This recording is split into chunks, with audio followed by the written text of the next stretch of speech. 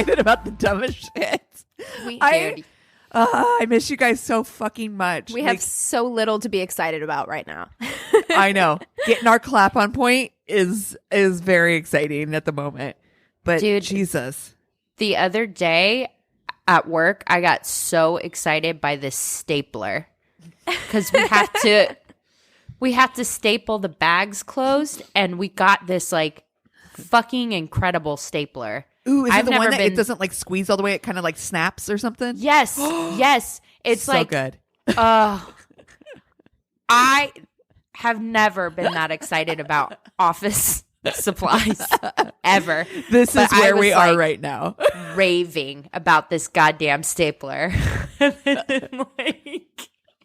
It's amazing. Small victories. Yeah, you can really tell where you're at in quarantine by how you react to like little things that happen. Like, I'm so fucking happy that I woke up and the sun was shining this morning because we've had like 3 days of rain and cloudiness.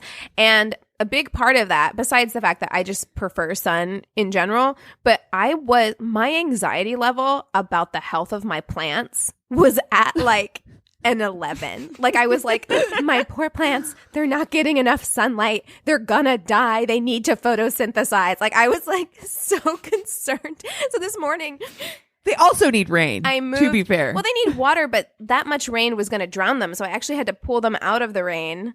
And then today I put them all, like, I moved them all into the sunniest patches of my balcony. I'm like, oh, I'm so happy for you guys. I was talking to my tomato plant. I was like, just hang in there. It's supposed to be sunny on Saturday. Just hang in there. I have to say, so yesterday was my birthday. I have to say, my favorite weather is rain. And so when I woke up in the morning and it was like kind of just a little dark and just drizzling and raining, I was like, oh, this is perfect. Well, I'm glad you got that for your birthday. I'm glad you got that for your birthday. Chris, I could tell, is depressed too because he went outside today and he's like, it's so nice. He's like, let's go for a walk today. Hell yeah. That was another part of it, is like not being able to get out and walk around, you know? Yeah. Yeah, not even my dog wanted to go out like the last few days. He was just like, nah, I'll hold it. I don't need to go that bad. Nah, yeah. Oh my gosh. I'm trying to think like what else I've been oh my God. Did you guys see what got posted on our Facebook this morning about the difference between ask culture and guess culture? I didn't read it. I saw it, but that? I didn't read it this morning. So good. It blew my mind. I'm sitting here marinating on it right now because it's Rachel Esquivel posted it. And it's basically like this Reddit post where this person's really kind of like upset because a friend of theirs asked if they could crash in their guest bedroom, and they were like, they made up some like vague excuse why she couldn't, and then like a few months later she like asked again, and they're like, what should we do, you know, like they didn't have a real reason, they just didn't want her to, which is fine, it's a valid reason. But there's this whole big long thing of like Reddit different answers, like you're an asshole because they just asked, like, just tell her no, blah, blah, blah. And so then someone finally broke it down. They're like, here's the difference. Some people were raised to ask for what they want, and you can just say no. And then other people were asked to like the guest culture was taught not to ask for what they want, but to like hint towards what they want, like that it wasn't okay to get a no. And I'm not explaining it the best way, but it really blew my mind because I was raised in the guess culture. Like, we couldn't just like flat out ask for what we wanted. My mom's not like that either. She like hints about things and you're supposed to guess. I hate hinters. Right. That's so funny. But I think it's a cultural thing because it's perceived as being rude, like you're overextending yourself or you're being presumptuous to ask for certain things. Like that's how I am. And I think it comes from that culture of maybe that guest culture. I don't know. I didn't read the article, but I am definitely the type of person who never, ever, ever wants to put anyone out or put them on the spot or make them feel like they have to do something for me. And I feel like if I ask, then I'm making them feel obligated to say yes. Correct. Yeah, that's guest culture. And I'm that way 100%. There, I'm just like, I have to try to get them to like offer, you know what I mean? And or I want to test the waters. I want to gauge the reaction to see how they're really feeling about it. Because if I'm getting the vibe that like they would be okay with it, then I'll ask, because I'm like, oh, it's something that's not putting them out and it's something they want to do. But I want to pick up on that vibe first, because if I just ask, I don't know, I'm always living with this anxiety that's like they're only saying yes because they feel like they have to. Guilty. Yeah. Right. Yeah. Yeah. You guilted somebody into it. I agree. And I think that actually Keegan and you, Christina, as well, are a little bit of a mix of both, which is that it's a read the room, then ask if it feels appropriate, and don't ask if it doesn't feel appropriate. And I think that we're all a little bit like that. I think we live a little in between the lines, because one of the things I hate is somebody who's super guest culture, who's super like, here's the because I will fucking play the game all goddamn day. I will pretend like I don't understand what you're hinting at until you die in the insides, because I fucking hate that. Spit it out. If you want something, ask me. I don't have a problem telling you one way or the other. You know what I'm saying? So I hate somebody who's going to beat around the bush, but I don't think either of you guys are completely in that boat. I think you will put something out there like teaser, and then if it feels right, you'll go for it. If it doesn't, you're just like, okay, abandon ship. I think you hit on something though, Cassie, which is that you don't mind telling people no. Whereas, like, I do mind telling people no. I am such a people pleaser that there have been many times in my life when people have asked me for things and I've wanted to say no and not said no. And so I have this fear that other people are doing that to me, that like they want to say no, but they can't because my social anxiety, like the way it's set up, I will say yes to things that I would rather say no to. So I avoid asking the question because I'm just like, they're probably saying yes out of obligation because I've done that so many times, you know? Yeah, I just thought it was just like such a brilliant like article, and it's causing me to like one of the biggest things that I got in therapy post divorce was my therapist was asked a simple question. He's like, "Well, what do you want?" That's such a heavy question. And it really bothered me.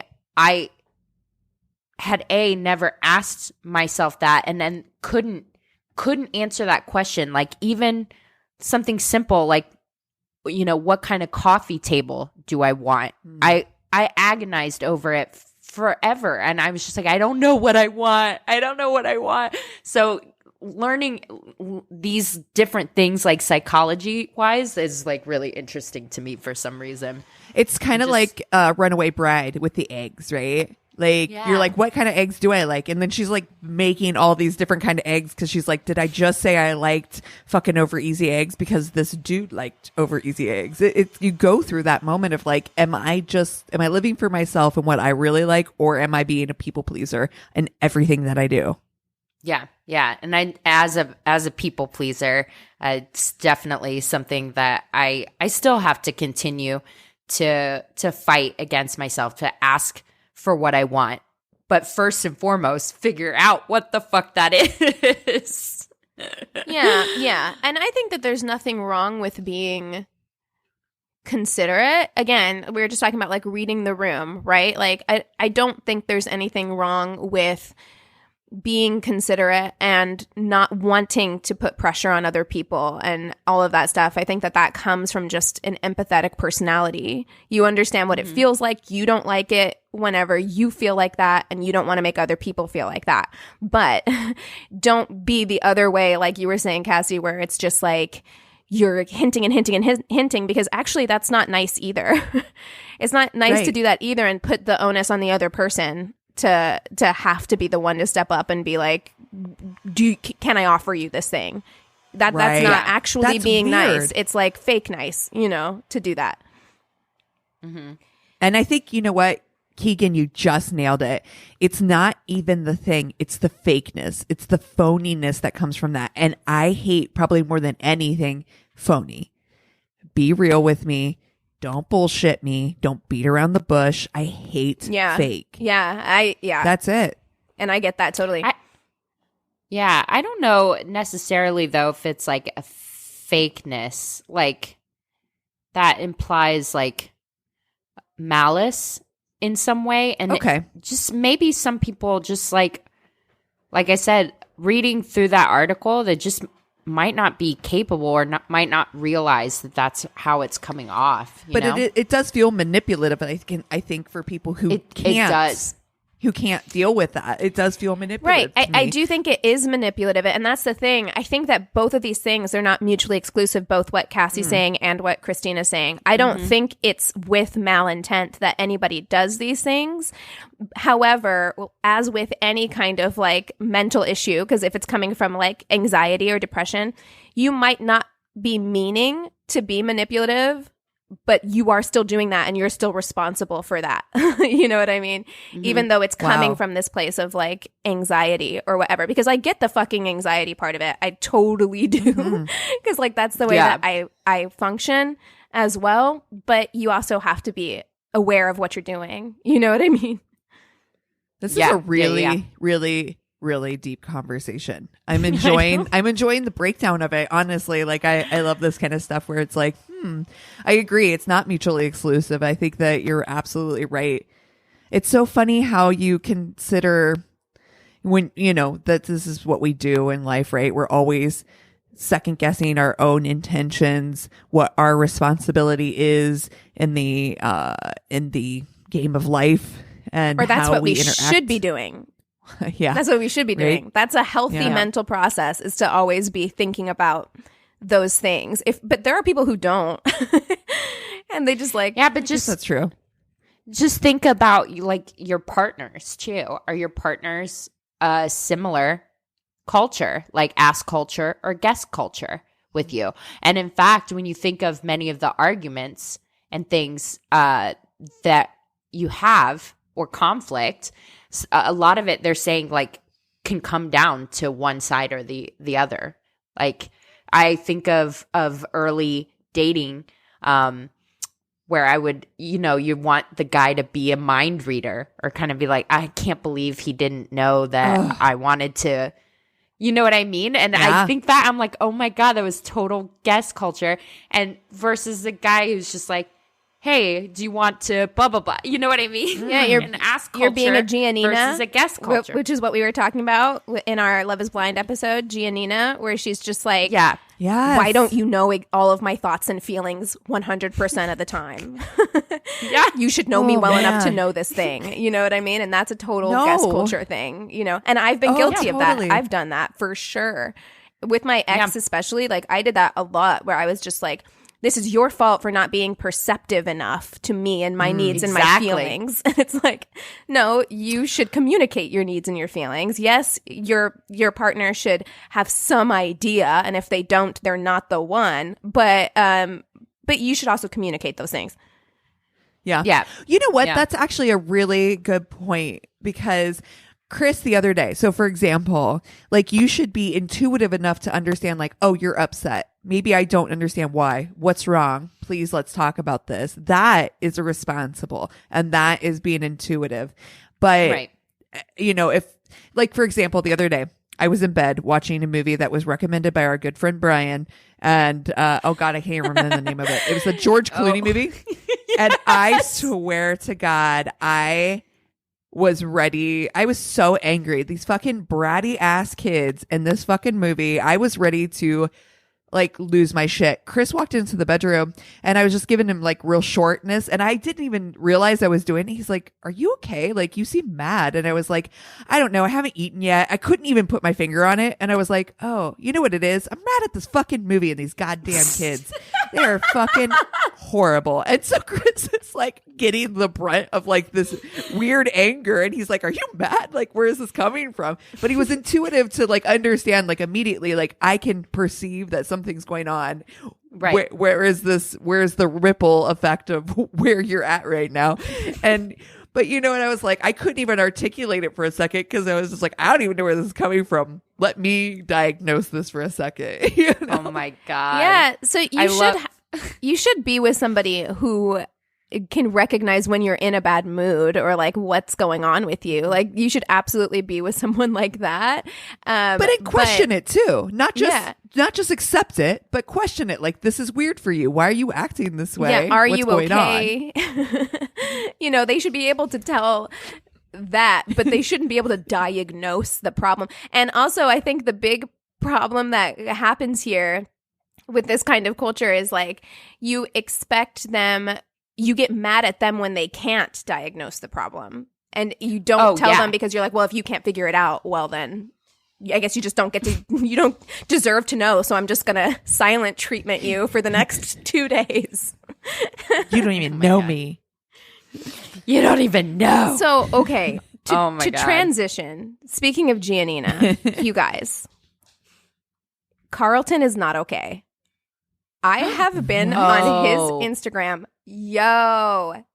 Okay, so someone shared this to our Facebook group, and it was Diamond. I guess all of the Love is Blind people did that Don't Rush challenge, right? Where they look busted, and then they like cover the camera, and they come back, and they're looking like fine, right? They're all like done up. Mm-hmm. And so they did this thing, like all the Love is Blind people, and Diamond did it. And Carlton posted it to his Instagram, and oh no, let me read his caption for this. Oh no. I would tell my ex-fiance at I Am Diamond Jack how beautiful she is in this Don't Rush challenge, but she rushed to block me after the reunion. Can y'all help me get through to her? I'm over here in quarantine reminiscing about the pods. I'm going to do something special for whomever helps me at least get unblocked.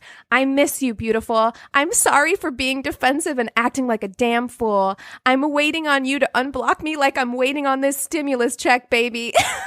Oh my it's God. so no, cringeworthy. no. And then the next few things that he posted a picture of himself and Diamond from the reunion. And she says, looks like she's trying to escape out of that picture. Yeah, she's like, oh. Mm-hmm. And with the caption that says, it's Wednesday, # still crushing. Oh. And then three days ago, he posted a picture of the two of them when they met outside the pods. And I'm like, sir, you have got to let this go. She blocked you. She blocked you after that reunion when you forced that fucking ring on her finger. She blocked you. Sir, you have to walk away. It's so uncomfortable. Yes. Oh my Yikes. God. If you ever really, really, really, really liked somebody who didn't like you back. Oh, yeah. And I did some really embarrassing shit. So I get it. But not publicly. Not like that. Not like that. Not like that. Not like that. Yeah. I'm like, I'm cycling through some shame receipts up here right now. Yeah. I'm like, oh, yeah, I don't fault. Wow. Like, that's why I always try to give people grace when we read some of the stories that we read and stuff like that, because I'm like, looking back, especially when I was younger, like looking back on the shit that I did to get attention from guys or like whatever, so embarrassing. So embarrassing. But this, sir, first of all, Love is Blind was shot in 2018. Honey, it's 2020. She blocked you. It's over. Wow. That's the title of that episode. She blocked you. blocked It's you. over. sir. Respect the block. Respect the block. Oh my God. Oh, man. Well, you guys are listening to My Worst Day. I'm Cassie. I'm Keegan. Sorry, I was drinking some coffee. I'm Christina. We have a new patron. Yay! Since last time. And just FYI, you guys, I did get a big batch of, if you just became a patron, I got a big batch of thank you letters and stickers and buttons, wherever you are out. I actually ran out of stamps. So I have one sitting in my outbox, and then our new patron, Madison Rushton, I will be getting that to you ASAP. But welcome, Madison. Thank you, Madison. Thanks, Madison. And we're actually we're talking about new merch. I don't remember if we decided to, I think, do a new design, and maybe we'll do a sale on some old stuff and switching up our Patreon rewards yet again. So look out for that. That's going to be coming up in the next few weeks. So get in while the getting's good, you know? Maybe we should ask for some feedback on that too, because one of the things that we've been doing for our patrons at a $10 level is doing an early release without ads. Would you prefer to do something different? Because we're not sure if that's something that people want. Yeah, I was thinking about like if we could do like a coffee cup or a wine glass or something like that for the $10 level. Like that would be kind of fun, especially like the wine glass, because we do the cheers at the end. So yeah, talk to us. Patreon patrons, let us know what you want. You know, what you're jonesing for. Who should we FMK this week? Let's do our quarantine snacks. Yes. I know what Christina's quarantine snack is. We had a full-on discussion about it. I have rediscovered Doritos, which I don't think I've had since fucking high school. I don't know why I let that snack out of my life, if I'm honest. I've wasted years. So many good years you could have had with Doritos. So many good years. And I'm talking just classic nacho cheese Doritos. Oh my God, dude. I've been slamming them hard. You know what? So. I feel kind of the same way about ranch dip. Not ranch, the salad dressing, but the dip that comes, like the Lay's dip that comes in like the glass jar. The can. Yeah. And it's what is in that it doesn't need to be refrigerated? You are supposed to refrigerate it after it's open. After opening. Yeah. It's got to be like sour cream. Because, okay, when this whole thing first started and the stores were fucking crazy and there was like nothing in the stores, and we went and I wanted to get sour cream and onion dip in the can, but they didn't have any. So they had the ranch. And so I was like, all right, this will do. And so along the same lines as you, Christina, I got Ruffles, just regular plain Ruffles chips, and that ranch dip. And I went to fucking town. And then we ran out of the plain ones. And then Anthony went and he bought cheddar and sour cream. And I'll be damned if I didn't dip those cheddar and sour cream Ruffles in that ranch dip. Okay. And it was so you amazing. created a monster because you posted that, and Chris went and bought sour cream or the cheese chips and that dip. He went and bought it because he saw yours. And it's amazing. Like, I am living for it. In fact, I'm almost out of that ranch dip now, and I'm like, fuck, we should have put that in our Instacart order. Yeah, Newt, I'm telling you, that's my period snack is I actually, because I want sour cream and onion dip, not French onion dip, the green onion dip, and those plain Ruffles. And that's like every period that goes in my cart. Shit's delicious. Sure. And I was straight up like, you know, working from home those first couple of weeks, like I'm kind of hungry because we're all hungry all the time because we're bored. And I'm like, but I don't want to like fix a whole thing. So the amount of like working in front of my computer I did, just like dipping chips in dip, like so much. So that's probably my quarantine snack would be that. Yeah. Mine is white cheddar skinny pop. popcorn. Oh my God. Are you talking about the one that comes in the black bag, the Smart Pop? It's no. Oh, with that, yes, that one's good too. I'll do either because there's Skinny Pop in the white one, but as long as it's white cheddar popcorn, that's where I'm at right now. White cheddar popcorn is delicious. White cheddar, also, I would argue, the superior cheddar.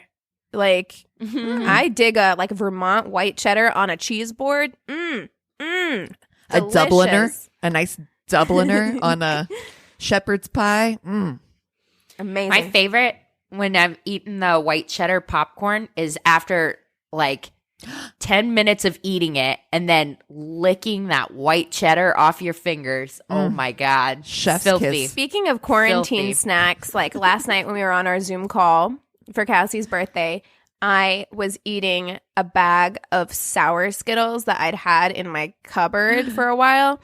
Same sort of thing, like dumping the sour Skittles into your hand, like eating all the Skittles, and then just like a fucking animal, just palm to tongue, like licking up the sour sugar. We're all, nothing matters anymore. We're a mess. We're a fucking complete mess. Yes. I haven't talked about it on the podcast, but yeah, I cut my own bangs. That's where we're at in quarantine, okay? That's what's happening now. That's who we are. Wow. We all pretty much look exactly alike right now. All of us are wearing our hair curly. We all have bangs, and we all have our hair in a high pony. We're basically just various steps of curl. It's like wavy curl. It's like tight but looser curl, and then mine that are like super tight. I think I know what I'm going to do. All right. Okay. Give it to me. Okay. You know what? I am going to fuck cheddar sour cream chips with ranch dip. And I'll tell you why.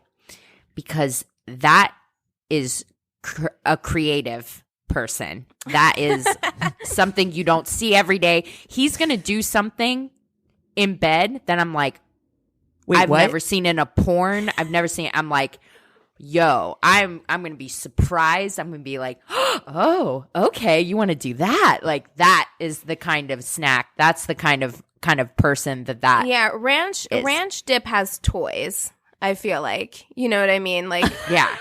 toys that involve batteries. Yes. And I am actually, oh my God, this is hard. Who am I going to marry?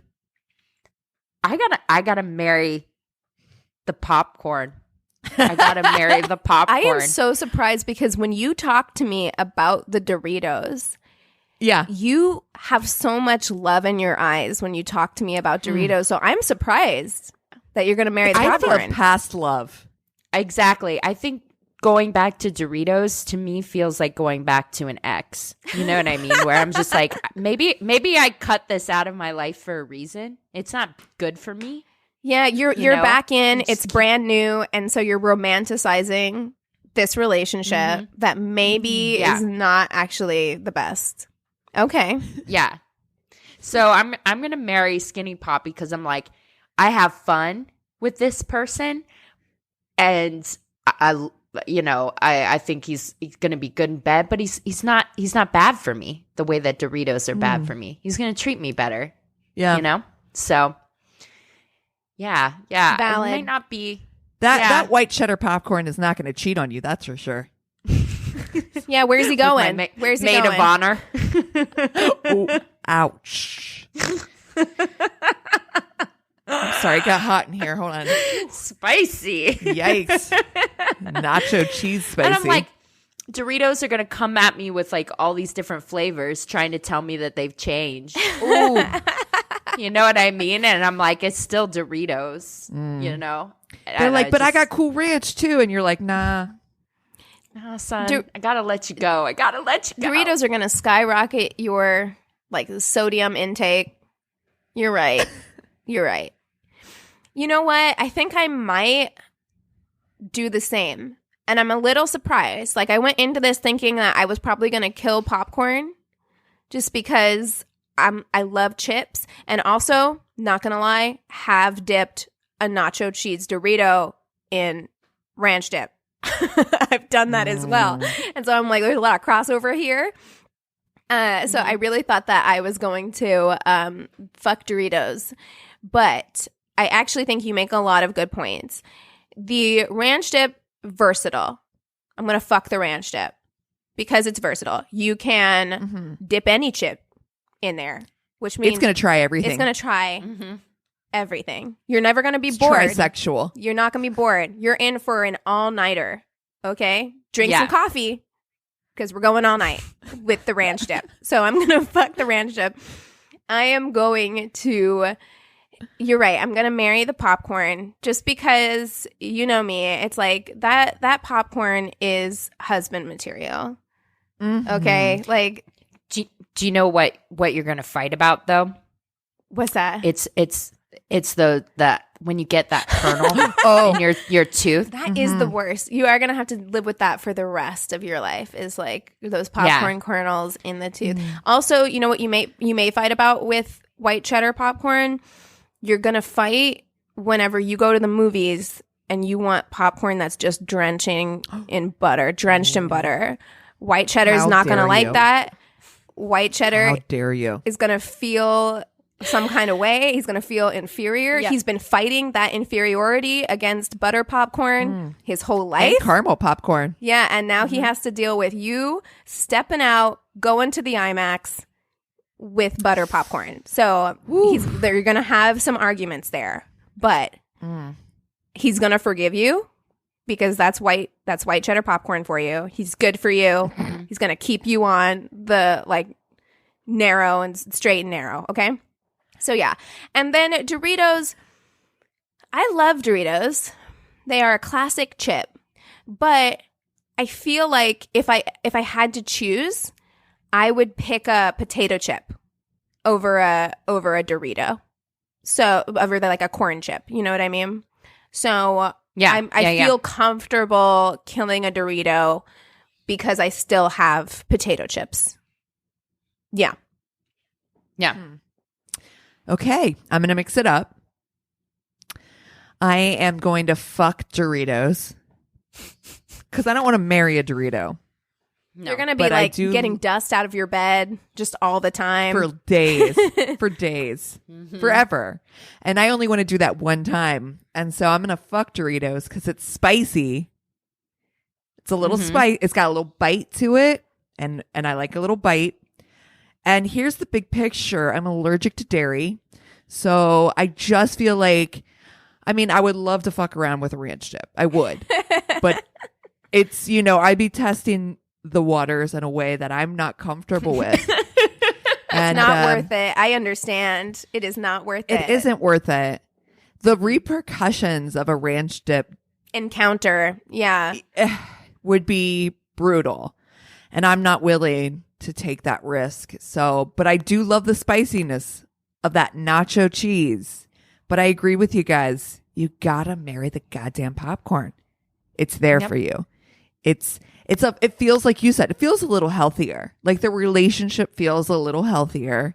You still get a little bit of it's got flavor. So it's not flat and boring. It's not like just a white popcorn without anything on it. It's got flavor. Which is terrible, The worst. by the way. No. Yeah. What No, kind of monster? sociopaths. Like people who just eat plain popcorn. What's wrong with you? Why? It tastes Yeah. like Ew, cardboard. it's like rice cake. It's like a rice cake. Get the fuck out of here with your rice cake. Yes. Yes. So, but yeah, so you got a little flavor. It's going to treat you right. You're not, and it's one of those things that you can walk away from, right? It's not addictive. And I think that is that's healthy in and of itself. Like you could eat like a handful and like be satisfied. You don't need to like eat the whole bag in one sitting. Yeah, you're right. You can walk away, which is it's great for the longevity of your relationship. You're not going to get burnt out on white cheddar. That's right. You're right. That's right. Wow. Well, you guys want to take 5 and we'll come back with stories? Yes. Yes. And we're back. Okay, so I'm going to kick us off with stories.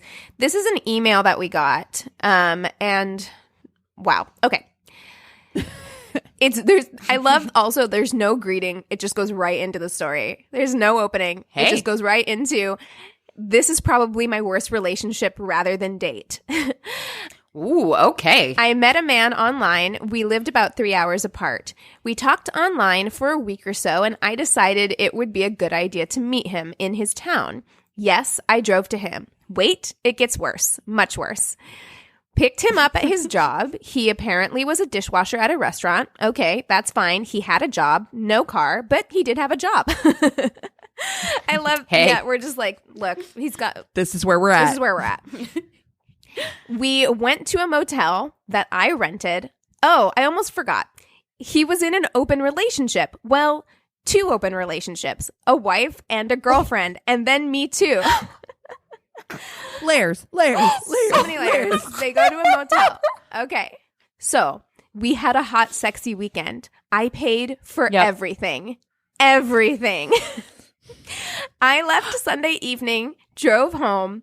We continued talking, and I was planning to go visit again a few weeks later. Somehow, I love this sentence. Somehow, and I'm not sure now exactly how it all came about, it was decided that he would move in with me. Wait. How? Wait. I have a million questions. It's the weirdest, most like random. What? I don't understand what's going on. It's like 0 to 100. So she says, so I drive back up to visit and pick him up. I helped him move out of his place with his wife, who I discovered wasn't really his wife, but rather a long-term girlfriend. After moving him into my house, I realized that he was very unmotivated to find work. Very. He hung out at my house vaping and playing video games. Not that there's anything wrong with that, except he was living off me. So there's something very wrong with that. No, there's something extremely wrong with that. And I can't tell you what a fucking turn off that is. Yeah, you vape and play video games on your own time, sir. Right now you're doing it on my dime because I'm paying for all your shit. Absolutely not. Yeah. Blah, blah, blah. I introduced him to my family and friends. He had no shame in sharing with my friends how many jobs he'd been fired from. He lived with me for about 3 months. At the end of that time, I was visiting my family out of state. He was staying in my house that I'd left supplied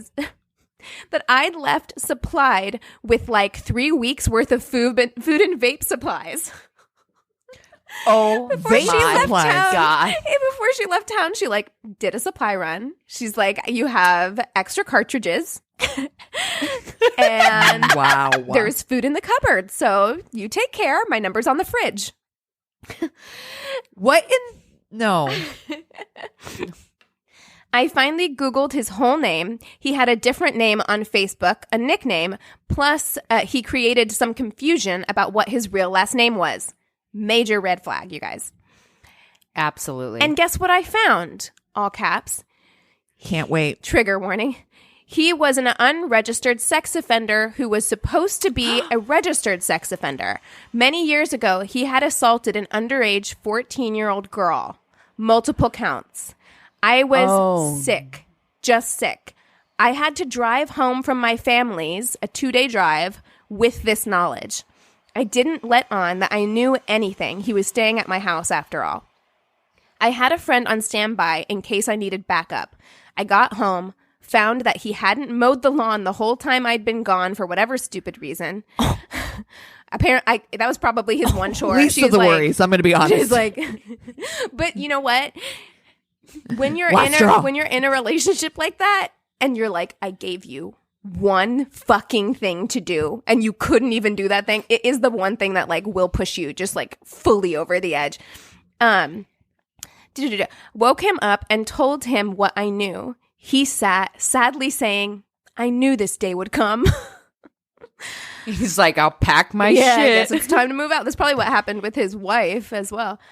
I live in a small town about 2 to 3 hours from a town of any size. I told him I would take him to the bus station. Where did he want to go? He picked California so he could... I'm sorry, this story has so many layers. He picked California so he could get back with the carnival. So he's a carny on top of everything else. Like, She just drops that in. It's like a little nugget of gold that just like is thrown into this sentence as though it should be there. This is the craziest fucking story Wow. I've ever heard of my fucking life. So he could get back with the carnival. You're supposed to be a registered sex offender. I have a feeling you're not supposed to be traveling out of state. And also working at a carnival where children go. Children. Yeah. Oh my God. Call the cops. 911 all day. So in the town, the bus had already left for the day, but I could but I could drive him to Dallas and he could get a bus there. So 3-hour car ride to Dallas, paid for the bus ticket, sent him away. Never to hear from him again. Well, not really. Almost a year later, he reached out again from an unfamiliar number. He asked if I was still pining for him like he was for me. Okay, Oh, no. sir. Block. That's what she says. I Googled him again and found out that he had also been convicted of possession with intent to sell meth within the previous 3 years and theft too. I'd like to say I was young and dumb when all of this went down, but I was 56 when we met, but awfully dumb about all of this. Oh, no. honey. So, no. although I will say that with time, this has become a good story. We call it my Carny Phase. Thank Like you. it's just like we all go through a Carny phase. you know. The Carny phase. no. Oh man. But you know what? We might not all go through a Carny phase, but I would say that most women go through a guy who just wants to sit on the couch playing video games and vaping while you pay That's- for everything phase. I think it's called a clown Yep. phase. Yeah. We all get a clown. She says, "Thank you for all you do, Susan. You can use my name." Oh, my man. God. Oh man, I mean Amazing. that driving to Dallas, I'm like, I would have left his. If the bus in my town had left for the day, you're sleeping at the bus station. Guess what? Yeah. I'm like, sayonara. And you're lucky I didn't call the cops. Yeah. You know what I mean? Turn your fucking fugitive ass in, piece of shit. Wow. Oh my God. Damn. Wow. Okay. It has Cheers so to many that. layers. So many layers. Layers. All right. Well, my story has got a few layers too. And this is an email that we got. It says, "Hi, ladies. So this story actually happened with a fellow worstie. Look, you guys, we're worsties getting together. It's happening. I love it. That's awesome. We're sitting together writing this and trying to gather our thoughts after the whirlwind night we just had. oh shit. A little backstory. I just got out of a 3-year relationship 3 weeks ago. Your girl is single and ready to mingle. Yeah. I have this coworker that's been not so secretly into me since the day he started. So, of course, we've been, quote, hanging out. Bonus, my ex is our boss. Oh, we fuck. suck. Oh no. This cannot end Layers, well. There's layers. no way. And we're currently singing It Gets So Much Worse. Literally, like, I'm crying. Sexual tension has been building, and after quite a few drinks tonight, things went there. This dumbass showed up with condoms that were too fucking small. He says, quote, power move. But really, he just doesn't know how to buy condoms. He tried a couple of them and they kept popping off. I tried helping him, but to no avail. But for real, I never thought I would have to help an almost 30-year-old man put on a condom. So what do? We go out at 3:00 in the morning searching for a place to buy condoms during a fucking pandemic. Everything is closed. Oh no. Except for a gas station not far from my apartment. We rush inside. By the way, this is not good quarantining. I'm throwing it out there. Yeah, dude. That dick must be like pretty insane. You're like, do I want to catch coronavirus or catch that dick? She said, catch that dick. Well, I mean, the sexual tension has been building all this Yeah. time. So, And let's be honest, condoms not working, so they're getting bigger ones. and we're So bored. That's probably True. a huge part of it. Everyone is so fucking bored. Although he shouldn't have come over if you're social distancing. But we're not here to judge you. Okay. No. Catch that dick, girl. Catch it. Yeah, exactly. Just do it doggy style. You'll be fine. That's right. Not face to face. 6 feet. 6 feet. That's the rules. I don't think that's how this works. That's not how this works. We rush inside, leaving the car unlocked and running because the blood wasn't exactly flowing toward our brains at the moment. We run inside for about like 30 seconds when a guy comes in and says, "Hey, did you leave your car running? Somebody just took off with it." No. No. And of course, being the dumbasses that we are, we just both start laughing. We thought he was kidding, and we looked out the window and there was no car. Oh no. OMG. So I looked at him and said 911. We are so writing this into the podcast. Oh my God, I can't believe, like, you're in the middle of a crisis and you're like, but it's going to be a good story though.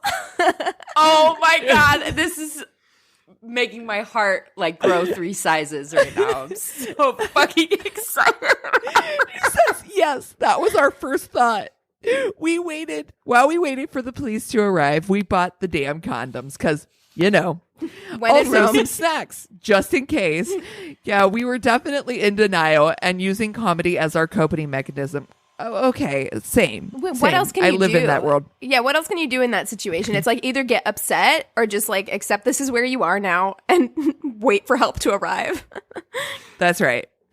We're still laughing our asses off. The cop says he can't give us a ride, so we call an Uber. While waiting on the Uber, we trauma bonded with the Circle K lady, told her the whole backstory, to which she replied, "I got robbed at gunpoint last week." What the fuck? Oh my God. The things a girl has to go through to get some good dick. On our way home, we also trauma bonded with the Uber driver, told him the whole story, to which he replied, "That shit's buried now," referring to the car.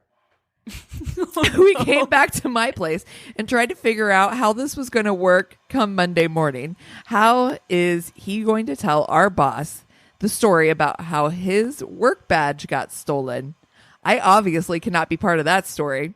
So we came up with a fake story, and I guess he's just going to say here tonight. And tomorrow I get to meet his dad. LOL. Oh my God. But asking the important questions, did she get the D? I'm guessing. Well, I'm guessing. we'll find out. Oh shit, there's more. I'm taking it back to his truck that's at his dad's house. As we're writing this, he just said, "Oh no, I'm gonna get ripped. Cassie's gonna shit on me." Why am I gonna shit on you? Oh, I don't know. I mean, I have nothing to shit on. This all sounds very much like a story we all could be in. Yeah. So yeah. here we are. We got robbed, did some trauma bonding, did some more drinking, but we got the fucking condoms though. He said, "You know what's going to make me really shitty is if these don't fit." oh Nope. my God. The fact that your car got stolen, but the fact that your dick is too fucking big, hashtag humble brag. I was gonna Side say, yeah. I'm like, how big is your dick, dude? Like, if you're Right? worried that these aren't gonna fit either, how big is it? I need answers. Yeah. I just need to know how you found like a condom that was too small that it kept popping off. Like did you get I've like those never little seen finger that. condoms? Like, Finger condoms. you know, that you put over like a Band-Aid? Yeah. We have them at God. work for, yeah. Okay, maybe this is like a service industry thing. Because like if you cut yourself at the salon, you'd get like a Band-Aid, put like a finger condom over it. Same with the food workers. Yeah. Okay, yeah. cool. Yeah. Anyway, I was particularly insistent on getting condoms that actually fit. I'm rolling my eyes so hard right now because the last time things got heated, it was the time of the month, and his dumbass went all willy-nilly finger flangering. I'm pretty sure banging on me. Just stuck him right up there. Oh no. Yes. And I was all, "Ope, we're from the Midwest." And he immediately goes, "Oh my God, we got to get that out of here." Oh no. Like, you're going to die. Toxic shock honey. syndrome. Which, good on him for at least knowing that. And the first thing that came out of my mouth was, It's with the Lord now. Yes, my worst date quote. Wait. In the middle of a crisis. She had a tampon in, and he stuck his finger up there. Is that what happened? Yeah. Oh no. Yeah. Oh God. And I love that in all their times of crisis, it comes to my worst date quotes. I appreciate 9-1 it. fucking 1. Oh my God. And it's with the Lord now. That's amazing. Oh God. But he also played the song Fishing in the Dark. So if you made it this far, thanks for hanging in there. We know we're a mess, but at least we're laughing about it. All the love from a couple worsties. Okay, and she sent an update. They found the car, and I got that dick. Yes! Girl, thank you for sharing. Oh my God. Wow. That was a journey. God. I was not expecting the carjacking. I was not ready. Oh my God. If these guys don't get married, I actually don't know what's right, because that was a lot. They went through some journeys. If we don't get to be in their wedding, that is... They're both probably listening together, and they're so uncomfortable now that you said that. They're like, oh. Oh, no. I just want to officiate, just saying. All right, moving on. Yeah. Ooh, I want to be the DJ. Yeah. Okay. This one is another email that we got. Thank you guys. I guess quarantine people, we've gotten actually a lot of submissions. Keep them coming. Yes, please. You don't have dick else to do. Write down them shame receipts. Let's get them. Okay. So the subject of this email is his friends called him Starlord. Oh, don't like it. I'm concerned. Yes. Hey, friends. First of all, I love the podcast and I'm a fellow murderino and hope you all are well in the midst of the pandemic. Take a seat, buckle up, and brace yourself because I'm about to take you on a ride for the story. That's quite These the are intro. some serious journeys. Yeah. The summer after I graduated high school, I had moved out of my parents' house, moved in with a roommate, and a few months later, moved out after she started selling meth with her boyfriend out of our house. What a meth-heavy episode. This is a very criminal-heavy episode. There are fucking felons. There's meth use. There's carjacking. There's mugging. What's happening? Call is the a fucking meth. cops. Yes. Like, what are we, a Tiger King? Oh, my God. Hey, all you cool cats and kittens. This was also the summer that I discovered Tinder, so I was just sort of couch surfing and hoeing my way across Texas. You do you, boo. I love it. I love it. Thankfully, my best friend's family took me in, but not wanting to impose, I tried to sleep at other people's houses as much as possible. This is where the story really begins. I met a guy who we will call Kevin on Tinder. He said he worked for Calvin Klein. His picture was him with muscles and motorcycles and a whole bunch of sex appeal. What could possibly go wrong? Everything. I have 1,000 things here. I told him I would be down to hang out and gave him my best friend's address and had him come pick me up to go to his apartment for the night. Sidebar, looking back, this was so dangerous and I don't know how I didn't get murdered by a random person. We all have those stories. no. We all have those Yep. stories. All of us should have been murdered 50 times by now. Truly. I know. I definitely should have been like a People magazine story, you know? Was that People Investigates? Where Yes. they're doing like all those true crime stories now. We should all honestly, like, we need to write our own Dateline bios and pick our pictures so that everyone knows which one to use. Just be safe. Just to be safe. Look, I can't be looking all busted in my like Dateline. When he pulled up in his very tiny Mazda pickup, I got in the passenger side and immediately noticed he didn't look like his pictures online. Surprise, surprise. He looked like a great value off-brand version of them. That's right. Okay, I thought maybe I'm just being dramatic. We drive 25 minutes across town and finally get to his apartment. When he gets out of the truck, immediately I am caught off guard. I'm 5'8", so kind of tall, and this man had advertised himself as 6'3". That was not the case. He was 100% 5'5" on a good day. How? What?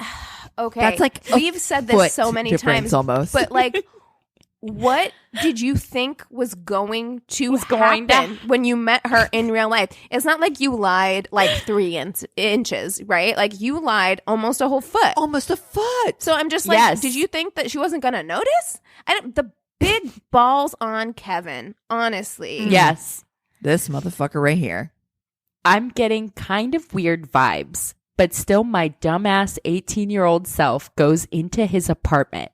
As if this couldn't get worse, I am shook at what I see when he opens the door. He had no couch, no table, no furniture. His living room was literally 4 air mattresses shoved together, and he had a TV playing Parks and Rec. Wait, though. my Hold God. on. Wait. What? How old is he, though? 4. Is he 18? I mean, if If he's Let's 18, put- I'm willing to give him a little bit of leeway because I'm like, maybe he moved out. He doesn't have family to help him buy furniture. right. And when we're 18, our 18-year-old apartments are, I mean, I took yeah. a couch everything off the is low street to the in Los Angeles when I first moved here. I'm not even kidding. Like, I took a couch off the street and moved it into my apartment. Like, that is how fucked up my living situation was. So I'm like, I lived without a couch for a while. Oh yeah, dude, when we moved down to South Beach, our bed was our coats, our winter coats for longer than I'd like to admit. So yeah, I slept on an air mattress for probably the first 2 years I was in LA, and about after the first year, our air mattress got a hole, and I used nail glue and duct tape to seal that hole, which only worked so well as to give you about half a night's sleep before it started to really cave in the middle. So you would have to like wake up in the middle of the night and like flip on the switch for it to like reinflate it. So all I'm saying is Kevin seems like shit for all kinds of reasons, but I'm not sure I can judge him yet about his apartment. Yeah. at this point, I've been texting my best friend and telling her how weird things are. I have no idea where I was at, and all I could do was send her my location. After about 10 minutes of Parks and Rec, he looks at me intensely and says, I have to show you something. I'll be right back, and goes into his bedroom. I don't like that. I took this as an opportunity to devise an escape plan. Me and my best friend, who we will call Katie, fabricate a story that she went over to her boyfriend's house and there was another woman there that claimed that Katie's boyfriend had gotten her pregnant. The plan was that Katie would call me freaking out, and that would be an excuse for me to get the fuck out of this situation. That seems like However, a very specific story, you know? I love it. Right. However, a few minutes passed and Katie stopped texting me. I didn't know it at the time, but her phone had died. About 15 minutes had passed and Kevin was still in his room. I kept hearing loud banging noises, so I braced myself for my inevitable demise. That's right. And waited. That's right. You should get the hell out of that house because he's definitely getting a murder room put together. Like, why is what is he hammering? Yes. What are you doing? He's like Dextering his room. No. Suddenly, he burst out of his room with great pride, popped a hip, pointed a fake space gun at me, and there in 100% full Chris Pratt from Guardians of the Galaxy cosplay outfit, he said, my friends call me Starlord. That was it. Oh my God. I've gone through many things on dates, but I've never had somebody put on a fucking costume. Also, it's a costume that took him 15 minutes to get into. Like, it took this man 15 minutes to get into this costume, which means it's elaborate as fuck. And also, Kevin, now I am judging your living room situation because you bought what I'm sure is a highly expensive costume. He probably made it. Those things are not cheap, even to make them. Yeah. It's Yeah, expensive. You got money for crafts. You got money for a couch, motherfucker. Yes. Priorities. Oh my. Oh wow. God. Oh, I hate this. Like, nothing against like so cosplaying or awkward. anything like that. I actually think a lot of cosplay is really cool, but it has a time and place, and a first date with someone you just fucking met is not. And It's not it.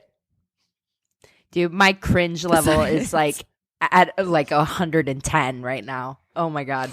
I couldn't be here anymore. Like a voice from the heavens, Katie called me sobbing, telling me everything I already knew from our previously devised plan. And I told Kevin, oh God, she's in a crisis. I have to go. you answer And your I phone, ran- you put it on speaker. You're like, "Hi, Katie."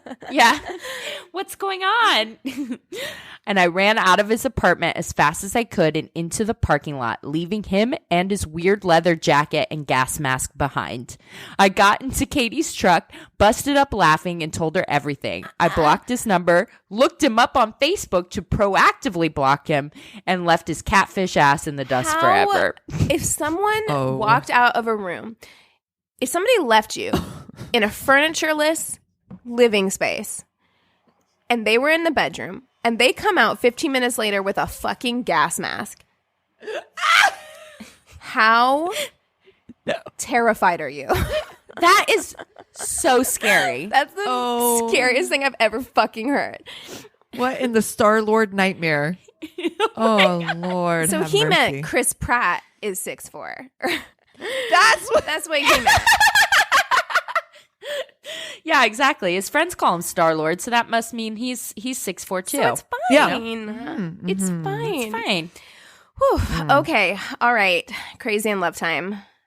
So Ready. this is a story that I initially heard a while back on Criminal podcast, which is amazing. I love Criminal.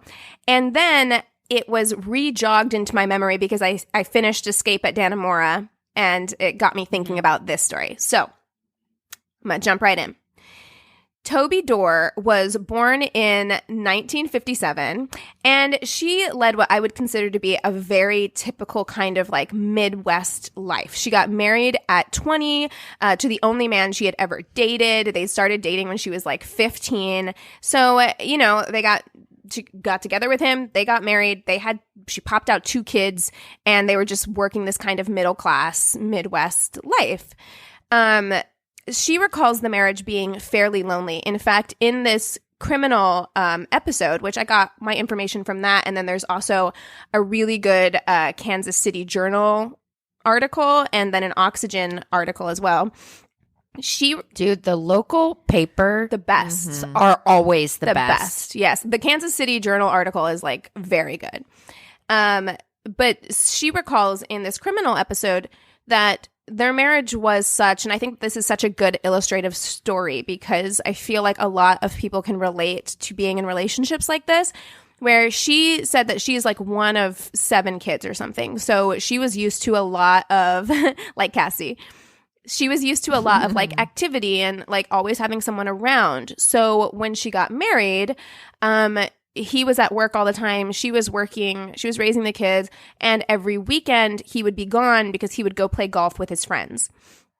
And so she was like, okay, I'm going to learn how to play golf so that I can play golf with him. And so she like found a place and she was like all ready to do it. And so she told him one day when he came home, she was like, I think I'm going to take golf lessons. And he was like, well, golfing is no fun if you're golfing by yourself. You should find somebody to golf with. And she's like, well, I want to golf like, with you. I figured I would golf with you. And he was like, oh no, that's the thing I do with my friends. So I remember that quote. That is the most like heartbreaking quote. Yes, like, she wants to spend time with her husband, like clearly. She's lonely, clearly. And it is so gutting whenever you think about somebody else and you're like, I want to take part in your interests. I want to spend time with you, and they shoot you down like that. Like it feels bad. So anyway, In 2004, Toby's kids are grown. They're out of the house. And she's been working a reception at a veterinary clinic in Kansas City when she notices a lump on her neck. So she asks the vet to take a look at it. The vet, feels it out and is like, you should go to the doctor immediately. So she goes to the doctor, and the doctor diagnoses her with thyroid cancer. So she describes, the concept of being diagnosed with cancer was very daunting, and it made her take scope of her life. And she was just like, I really feel like I've been in this unhappy marriage and I haven't really done anything with my life, and I want to do something with my life. And then the other half of that was it made her so tired that she was like, the treatments made me so tired that I couldn't even hold a book up. So I just laid in bed or laid on my recliner and binge watched Cell Dogs on Animal Planet. So Cell Dogs was this show that in which inmates would train dogs for adoption. And it was not only good for the dogs, but it was also good for the inmates. I remember seeing stuff about this program. Yeah, and it was really, really cool. So while she was recovering, So there was a prison called Lansing Correctional Facility, and it was not far from where Toby lived, and she started thinking that this was something that she could do. She's like, I've trained dogs in the past. I love dogs. I work for this veterinary clinic. I think that this is something that I could do. So she went to her husband and was like, hey, I'm having this idea that this is something that I could do. And again, he fucking shot her down. He was like, that's not a real thing that people do. That's silly, basically. Sounds like such a nice guy. Right. So TM. She shelved the idea. She was like, okay, I guess I won't do this thing. But when she did go back to work, what she started doing was taking home the stray dogs that were brought into the vet clinic, taking them to the barn on her property that she had turned into a kennel, and training the dogs herself and then adopting them out. So this was a thing that she started doing because she knew how to train dogs. She wanted to do something to give back to the community. So she'd only been doing this for a short while when she received a call from Lansing Correctional Facility asking if she would like to start a prison dog program at their facility. And she was like, that's so fucking crazy, because I was thinking that was something that I wanted to do anyway. So she created her very own program. She didn't know what she was doing, but she kind of learned as she went. She called it the Safe Harbor Prison Dog Program. And that same week that she was approached by the person at Lansing, that Friday in 2004, she took 7 dogs into the facility to be trained by inmates. She is like, not wasting any time. Let's do this thing. So she wanted to make sure that the dogs were adjusted to a home environment rather than a kennel environment. So the dogs were allowed to stay in the cell with their assigned inmate. They even slept in the beds with the inmates. And Toby worked really closely with all the inmates to teach them proper care and training techniques for the dogs. So the program was a huge success. In just 18 months, 1,000 dogs had been through the program. And Toby, awesome. Yeah, it's awesome. Toby quits her job and she begins devoting herself full time to the program. And it's gratifying work, but it's exhausting. And her husband doesn't support her at all. So she's not getting any kind of emotional support. She's waking up at 5 a.m. and getting home from getting home from the prison at 10 p.m. every night. Wow. So really long days because she's very dedicated to this. Enter John Maynard. So, John is 6'4". He's redheaded. He's serving a life sentence for first-degree murder. And I read a few articles to kind of figure out more about this because he was 17 when he first went to prison for this crime, first-degree murder. And it seems like it was a carjacking. And in the process of this carjacking, a man was shot and killed. And John didn't actually shoot the guy, but how do you get first degree? It's not premeditated in any fashion. I don't know. No, because some states, if you're involved in a crime, multiple people are involved in a burglary and one of the people shoots, you're all culpable, and they'll first degree murder applies to everybody that's fucking there doing the crime. even if you didn't shoot. Yeah, and I guess that was what happened because he didn't shoot the gun, his accomplice did, but he was convicted of the murder anyway. And so he got a life sentence at 17 for a carjacking, which is, look, he shouldn't have been doing that, but I'm like, at 17, people do dumb shit, and it seems like it wasn't his intention to kill anyone. But anyway, so at this point, he's been in prison for about 10 years. He's about 27 at the time that he meets Toby, who is 47 or 48. So Toby typically walked around the prison by herself, which seems strange to me that like they were just like, this is fine. You can just wander around this prison by yourself. It's okay. And at first she says she felt pretty safe because the dog handlers, the people who were in the program, really liked her a lot and she didn't feel like super uncomfortable. But she started getting like sexual comments, like people, like the men in the prison would like shout things or like say things. Because you're a fucking like bait practically. And I mean, you're around a bunch of men who have not probably been around a woman. Right. Yeah. Yeah. So she went to the warden and was like, I'm feeling uncomfortable. Can you guys give me an escort? And they were like, well, your dog handlers seem to like you a lot, so have them escort you around. And she said at first that worked. She would have like 2 dog handlers who would, you know, come get her and like walk her around. But one day she had a confrontation with this guy because he wanted his girlfriend to adopt his dog and was like, she's going to come adopt the dog. And Toby was like, that's fine. You know, you can have her adopt the dog. But like a week went by and the girlfriend hadn't come to pick up this dog. And so Toby was like, hey, you need to get your girlfriend here to get this dog because I need space. You know, I need the space. And this inmate went berserk on her and like got in her face, started screaming at her, scared the shit out of her. And she realized that she looked over at like her dog handlers who were supposed to be protecting her. And I guess because of who this guy was in the prison, they were just, she's like, they were looking at their feet. They didn't want to interfere. They didn't want to get. Like, we're not stepping in on this right. one. So John Maynard swoops in and fucking gets in the guy's face, gets him to back off Toby. And so Toby at first was like, I'm never going back to the prison. She tells the warden, like, I'll run the program, but I'm not going back in there because I don't feel safe. And so they were like, well, do you feel safe with John? And she was like, yeah. And so they were like, well, every time you come to the prison, page John. And he'll escort you everywhere. He'll be your personal escort, essentially. So she was like, okay. So from then on, every time she went to the prison, she'd call John Maynard. He would walk her all around through the prison, everywhere she went. They were together a lot. Like she says in this criminal episode, she's like, we were alone together way more than we should have been. And she's like, we really got each other. We had lots of like really deep conversations. And in addition to that, like, she recalled a story about how her dad had been sick and she was at the hospital and she was at the hospital really late at night. And this kind of goes with what we were saying earlier is she wasn't her usual self. And he asked her, are you okay? Which seems like such a small fucking thing. But like we were saying, there is something about someone being perceptive enough about you to know that you're not okay. And so she explained the situation. She's like, I was up all night with my dad.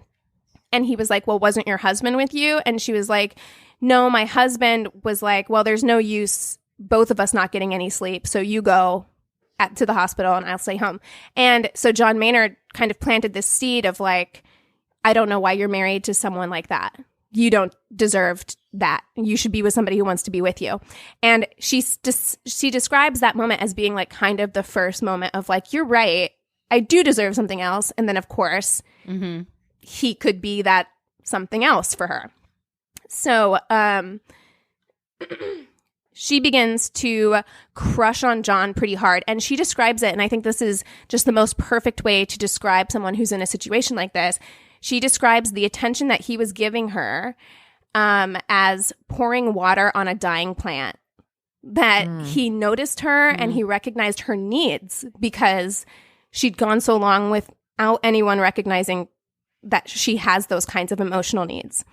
So they go on like this for a while, and then eventually he asks her, if I wasn't in here, would you be with me? And she said, yeah, I think I might. And to her, she says that what she meant by that was just kind of like, yeah, if things were different, I could be with you, I think. And to him, that meant like, well, okay, let's fucking do this thing. Let's get me out of this prison. So he tells her that he loves her and he wants a life with her outside of prison. So he slowly starts introducing this idea of escaping. And she says she doesn't really take it seriously at first, but the more he starts presenting her with ideas of escape, he was like, hey, I could hide in a UPS box and you could ship me out of the prison and then go pick up the box. She's kind of like, they're like, when does that ever work? I don't think that would ever work. Yeah, I think he would probably like break something in the process. But he then mentions that he could hide in a dog crate and that she could sneak him out that way. And Toby eventually kind of like gets on board with this.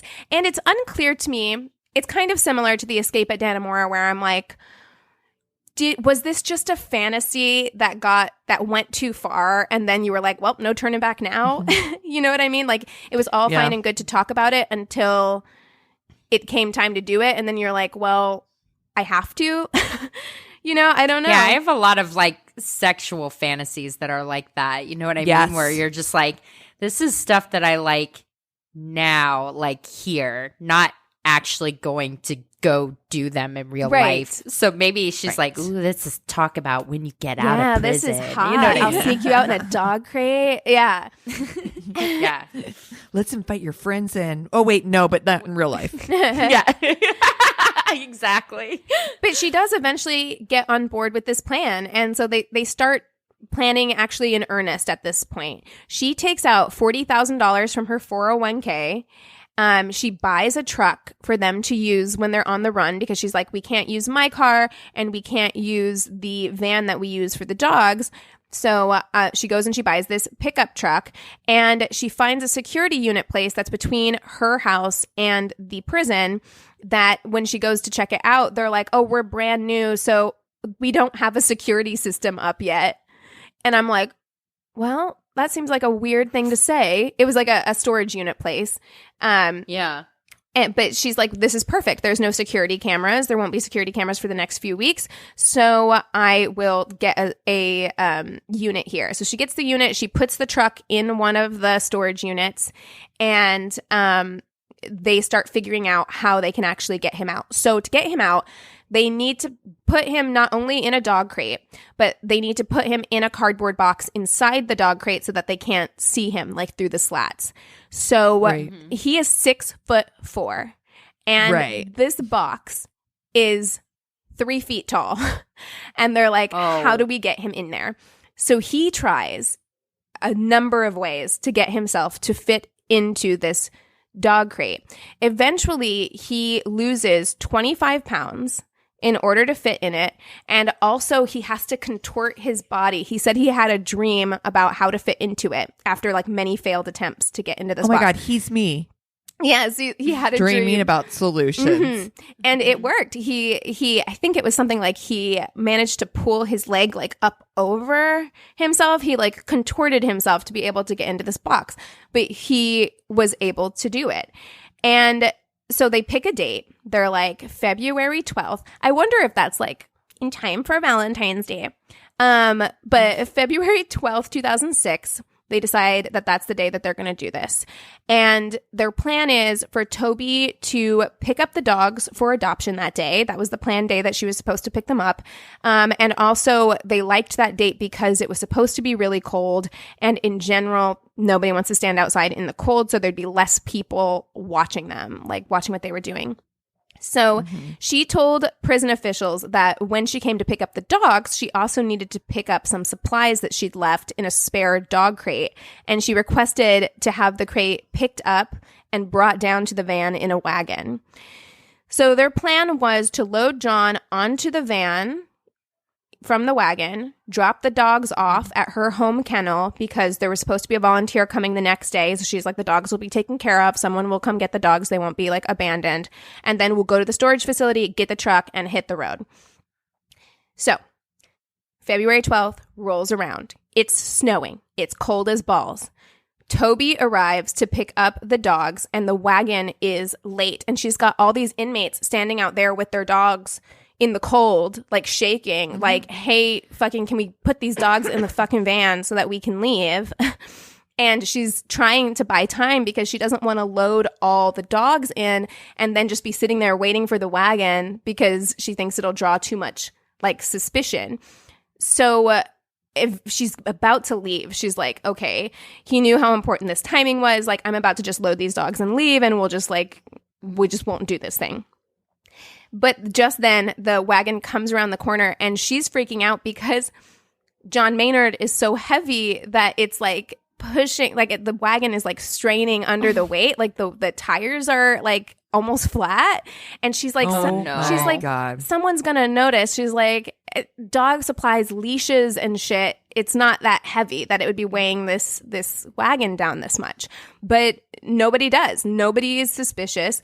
And so she lets the inmates load the dogs into the van, and even 2 or 3 of the inmates lift the crate containing John in it into the van, and she drives off. She drives right out through the gate. They never checked like what she brought in or out because they just trusted her that this is what she was doing. So she described that feeling of like, they're going to notice he's gone. They're going to stop me like any minute, but they don't. And so at first, and my story would have been, I didn't know he was in there. I had no I thought clue. it was my supplies. I had no idea. It's all on John. I don't know what to tell you. But at first she thinks John didn't make it because she asks if he's in the car and he doesn't respond. And she describes feeling like a certain amount of relief. She's like, oh, okay, I'll just go about my day. I'll go to this adoption event. It's fine. My life is normal. Nothing crazy is about to happen. But then she describes in the moment when his arm pops out of the box, just like one arm popping out of the cardboard box. Oh, no. Oh, no. And then she hears him laughing because he realizes that they've done it. They've gotten out. And so he gets out of the box and he's like, drive, like, go. So they drop the dogs off at the kennel. They go back to the storage unit. She gives the key to the truck to John. He drives the truck out of the storage unit, and she drives the van in, and they lock the van in, and then they hit the road. They drive through the night from Kansas City to Tennessee, where Toby had reserved a cabin for them under a fake name. So for the first few days, everything seems to be fine. They're holed up in this cabin. Toby bought John foods he hadn't eaten since he was 17. He wanted fried chicken. He wanted these things that he hasn't had in 10 years. And she bought him a guitar and the sheet music to A Brother, Where Art Thou? Oh my God. And she said, she's like, I brought my mandolin. And I think that's so funny because I'm just like, it's so on the nose. He's all man of constant sorrow. Yeah, Like, it's so funny that you would pick a movie about a jailbreak. Like, it's so on the nose to do that. Mm-hmm. But some other things that were found inside the cabin, this is just because I'm like, I need to include this. So, of course, eventually they're caught. And like what they found in the cabin were novels, sex toys, a blue parakeet, and the materials to forge identification papers. I was like, you guys went and bought a bird? what? Why? What? I know. So weird. You know what we need for this? A bird. Blue parakeet. And those bitches ain't cheap, I feel like. I feel like they're expensive. So there are kind of differing stories about what went on while the two were on the run. Some articles say that Toby was the happiest that she'd ever been, and John says that he was happy to be out and to be with Toby. But Toby also says, and I think both of these things can probably exist to some extent, she says that she was the most anxious she'd ever been. And she says that John, because you would be, like, you can't even really enjoy that because you're fucking terrified you're going to get caught. And this is a woman who was described as literally never having done anything wrong. Like, in one of the articles I read, it was like she was one of 7 kids, and she was that one kid who the parents didn't even give a curfew to, but would come home before all their other siblings who did have curfews. Like, she was a good, like, didn't run a stoplight kind of person, you know? So her anxiety was like through the fucking roof. But she also says that John took all the money and kept track of all the money, and that he had the only key to the truck, and that on their way to Tennessee, he had taken her cell phone and thrown it into a lake, presumably so that they couldn't be tracked. But this meant she had no money, no phone, and no vehicle. So yeah, I can imagine she's probably pretty nervous. Eventually, John starts to grow restless. He wants to get out of the cabin. He hasn't experienced life in a really long time, so he wants to like go see things, do things. And she's like, go from one prison to another, you know? Yeah, she's like, yeah, he's like, I'm done quarantining. And I'm like, I get it. Same. But she's like, I don't think that's a good idea. We need to lay low. And he's like, no one knows we're in Tennessee. It's fine. So they start going out. Like a couple days after they're in the cabin, Toby's like, we went to Nashville to look at guitars because that's what John wanted to do. And then after that, we pretty much went out every day and like experienced new shit every day. So one day, the two put on some wigs. They got their wigs. They got their tea hair on. And that's not like suspicious. I know. You know what I mean? At you all. always know. Be like, why is that motherfucker wearing a wig? You got this middle-aged lady wearing a wig and this tall ass 20-something man wearing a wig just hanging out together at the mall. It's like, that's Like you do. strange. It draws attention, certainly. It does. Yeah. So the two of them, they go to Chattanooga, to a mall in Chattanooga, and they go to see an IMAX documentary about lions. Which I think, of course. Yeah, I'm like, that's fucking funny to me. And then they go to Barnes and Noble. John buys Toby a copy of Where the Red Fern Grows. They go to Sears. I'm like, Wow. fucking Sears. Just living that Just a Midwest day mall out. life, you know? Yeah. And when they leave the mall, they walk past two police officers who are standing outside. And I can only imagine, again, as an anxious person myself, the amount of like, be cool, be cool, be cool, be cool, be cool. Don't do anything. And this is from that Kansas City Journal article where a U.S. Marshal officer, Ray Stewart, he says, believe it or not, the two, Young and Maynard, so at the time Toby Dorr was Toby Young, walked out of a Barnes and Noble store at the mall where the deputies were attempting to set up a rally point. So they had gotten a tip that they were there. And then also later on, whenever they're trying to figure out like how they got caught, Toby was like, she had like some of the paperwork for the truck that she had purchased sent to her cabin in Tennessee. So she was like, I was a really bad criminal. And I'm like, honey, yes, you were. Yeah. Mm-hmm. And so the two got into a pickup truck and they were like, hey, that's the pickup truck we're looking for. So the cops follow them out of the mall and Toby and John notice that the highway is closed. And they're like, that's weird. And so Toby, again, sweet baby angel, is like confused. She mentions to John, she's like, oh, there must be some kind of accident. I don't know. And John is like, Toby, honey, no, they're here for us. This is for us.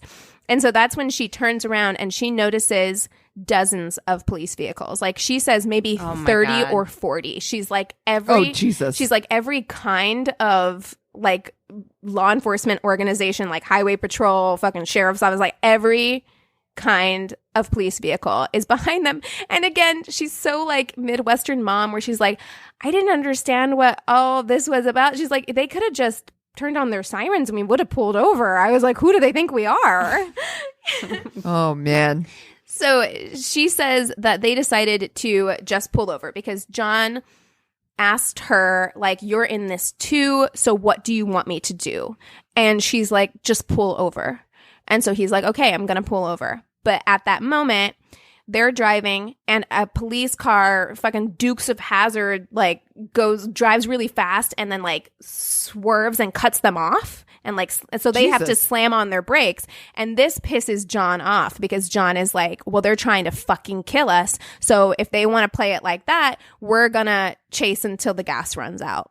And Toby's like, no thanks, please. But it's too late. So he hits the gas. He goes through a wooden barrier and like pulls a Yui and just starts speeding. So he's weaving in and out of cop cars, like weaving in and out of semis, like going at just this like breakneck speed. So they end up on a 60-mile chase down Interstate 75, 60 miles, which is damn insanity. Eventually, after trying to get around a semi-truck, John drives into a median and then swerves and goes into the grass and loses control of the car, and they spin out and they hit a tree going about 100 miles per hour. So they're going super fast and they fucking hit a tree. Somehow, neither one of them is seriously injured. How? Not sure. Wow. But Toby recalls seeing police cars swarming in and then men with assault weapons like coming out of the trees for them. She can't get out of the car because of how it hit the tree. So her car door is dented and she can't get out. But she sees John get out of the car and immediately, like, they take him down immediately. Like, they arrest him right away. So she manages to get out of the door. She falls on the ground, and what she remembers seeing is looking up, and John Maynard is handcuffed, and he is yelling for her, like asking if she's okay, running towards her, dragging police officers behind him to check on her and like see if she's okay. And she says that she remembers saying, "Yes, I'm okay," and then she kind of like blacks out after that. Oh, damn. So, since John was already serving a life sentence, he just had 10 years added on to his life sentence for the escape. Toby was sentenced to 27 months in prison for aiding and abetting a felon, taking contraband into the prison, and the federal charge of providing a handgun to a felon. She served her federal and state sentences concurrently. So her husband divorced her right away. Of course, he didn't even, it's kind of the opposite of like Escape at Dannemora. Remember Lyle, the husband, was just like, well, I'm going to stand by my woman. This guy was like, nah. And he divorced her immediately. Like, he didn't even really come to see her or anything. Served her with divorce papers. Her sons, who were 25 and 21 at the time, have never forgiven her, and they don't have a relationship anymore. And her father passed away 2 weeks after her arrest. So while she was in jail. She was put on suicide watch several times during her 27-month prison sentence. But today she says that she believes that she was in prison for the right amount of time and was able to reflect on herself and her actions, and that the friendships and relationships that she created with other women in prison are some of the strongest she's ever had in her life, and that it's what got her through. I put hashtag sister solidarity because she said she was that's right. She was worried about going into prison because she'd spent so much time in the men's prison and it was so violent that she was terrified to go to prison. But she said that actually she's like, the women's prison was, I didn't feel lonely in prison because people, they were there to help you, you know. So that was her experience. Aww. Yeah. When Toby was released, she relocated to Boston, where she met her current husband. And 3 years after leaving prison, she and John Maynard started talking again. And her and her husband even sent him Christmas gifts and visited him in prison once. Seems a little weird that that was allowed. I'd be like, Toby, you're not allowed to visit John. Yeah. Yeah. You guys don't need to see each other. But eventually they lost touch. John maintains that he really loved Toby because very often he's depicted as like he was only with her to manipulate her. Yeah, to take advantage of her loneliness. And he says, no, but then he could have left. You know what I mean? Because he had the keys, he had the money, right? You know, which is what he says. He's like, I loved her. I of course I loved her. If I didn't love her, why didn't I just leave? Like, I could have just left her when we were out, and I didn't, because I actually loved her and was, he says, 100% committed to her. So, you know, and when she was asked, like, do you think he had feelings for you, or do you think he was just manipulating you? She says probably a little bit of both, which I think is probably true. I think he had feelings for her and cared about her, but also it was an opportunity for him, you know. So yeah, I mean, well, when you think his adult education has been in prison, so yeah, I mean, it probably is, like you said, a little bit of both, that he can't help but be a little bit manipulative, because from the age of 17 on, that's what most of his relationships in prison or whatever have been right. like, And you know? and Toby talks about like in that criminal episode, Phoebe Judge asks her, did he ever apologize to you? And she said, no, he never apologized to me. He said that, you know, I made a decision. I'm an adult and I made a decision. And it's very clear to me that it seems like Toby wanted an apology. And I understand that because it could be like, you got me into this thing. But at the same time, you did make a choice. Like you blew your life up. You know what I mean? And you had to know that there were going to be consequences for that. Yeah, you were actively involved in that decision as much as he was. Yeah, yeah. So the Safe Harbor Dog Prison Program is still operating at the Lansing Correctional Facility. So even without Toby, they are still doing the prison dog program there. It's a massive success. Good. So there is good that has come from this.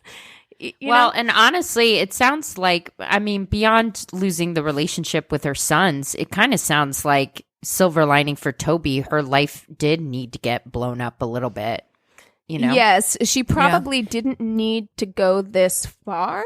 Probably could have just told her husband to fuck off and had a Stella got her groove back kind of moment. Would have probably been good for her. But, you know, mistakes were made and now we've learned. She's like, if I'm going to do this, I'm going to do it all the way. And it is similar to me with the other Prison Break story where it's just like these people have lived this kind of quiet life that is unsatisfying to them on so many like levels, and somebody shows you a certain amount of attention. I can see how that could be alluring, especially if you're thinking of it in terms of it being a fantasy, you know, and like not something that you're actually necessarily going to follow through with. And I do see how it could get out of hand, you know. I mean, I don't think I'd be breaking anybody out of prison, but, you know. No. No, but yeah, that's that one really got me too when I listened to the episode because you can hear it in her voice, and I all of us being Midwestern too, I'm like, I don't even need to look at a picture of her. Like, I know what she looks like. I know who I'll show she you. is, you know, and it's like, yeah, it tracks. Yeah, it tracks. The picture tracks. Yes, I think I don't know if young people are going to have the kind of lives that, like, you know, the Dana Mora chick and Toby had. Where I also I don't know if that's true or not. You know, where I feel like my generation and further on down are more. I don't know, aggressive or loud or pursuing. I think we've been given more permission to do that. You know, I think if you're from a certain part of the country and from a certain generation, there were certain things that were really expected of you, you know, and it wasn't unusual at all to get married. It's still not. In the Midwest, it's not unusual to get married like 18, 19, 20. That kind of thing. Whereas, like, if that were to happen here, we would be like, "Whoa, hey, hold your horses!" Like, you really don't child bride. Yeah, you don't need to be doing that. But it's very 25-year-old child bride. It's very common, you know. And I understand the dissatisfaction. She describes like when she got married, they were together since she was 15. They got married when she was 20, and when she described it, she was like, well, we didn't fight that much and we'd been together for that long. So that's just what you did, you know, and those aren't them's not the reasons to get married, you know? Yeah. Wow. Oh, such a good story. Thank you. Thanks. Well, what are you guys watching this week? God, you know what? I've been watching again on YouTube. I really don't think I'm watching anything new. I did finish Tiger King finally. I'm furious about it. But I've been watching a lot of Brad Mondo. So, okay, I did makeup with Robert Welsh. I did skin with James Welsh. And now I'm on to hair with Brad Mondo. Oh my gosh. Cassie, when I'm watching these like reaction videos of like a hairdresser reacting to bleaching fails where like all the fucking hair just falls out. Oh no. It's cracking me the fuck up. And I'm like, we should do one for our YouTube channel of just Cassie reacting to hair fails. It's amazing. I want to see that. Oh no. Oh, I watched one where her hair looked like soup. Like it was it was so bleached. It was like rubbery. It was so fucking weird. I'm like, what? Yeah, it turns into like bubble gum, basically. It's disgusting. Yeah. Oh my God. I just got chills. Yeah. I got chills. Cassie's like, I'm going to have nightmares. Actually, I'm going to have nightmares. But I think we need it. I was going to take a nap after this, but I don't think I can sleep now. I think we need Cassie reacting. I watched one. This was not a Brad Mondo video, but I actually couldn't get through it. I had to turn it off because I was watching something. It came up on my Facebook.